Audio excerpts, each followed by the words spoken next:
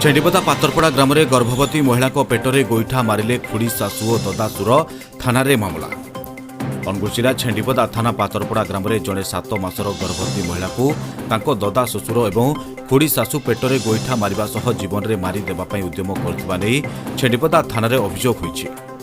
अभियोग मुताबक पातरपड़ा ग्रामर बाबुली साहू निज काम सारी घर को आसुले, तेबे घर निकट होइथिबा बेले पूर्व राग को नहीं तांको ददा बाना साहू एवं खुड़ी निरु साहू तांको असभ्य भाषा गालीगुलज करने सह आक्रमण करने उद्यम करथिबा बेले बाबुली स्त्री बबली स्वामी को दादा शशुर एवं खुड़ी शाशु कबलरू बचाइबा पई सामना को चली आसिथिले, किंतु उत्तप्त होई आक्रमण करने को आसिथिबा बाना एवं निरु बाबुली को आक्रमण करने परिवर्ते बबली को धक्का दबा सह पेटरे गोईठा मारथिले।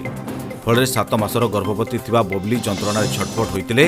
यह देखि बाबुली स्त्री को उद्धार करी तुरंत छेंडीपदा गोष्ठी स्वास्थ्य केन्द्र चिकित्सा पई भर्ती करथिले।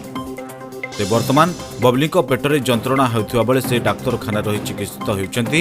घटना को नहीं बाबुली तांको दादा एवं खुड़ी नाम थाना लिखित अभियोग करछंती। तेबे पुलिस उक्त अभियोग को भित्ति करी थाना केस नंबर 504/2022 एक मामला रुजु करने सहित घटनार छानबीन चलाइछि।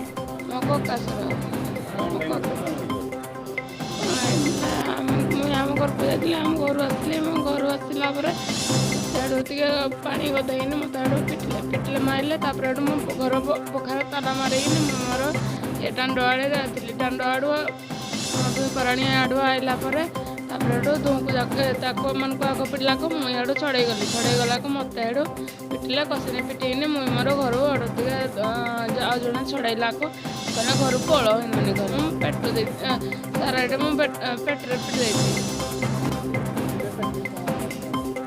पेट का पीड़ा हो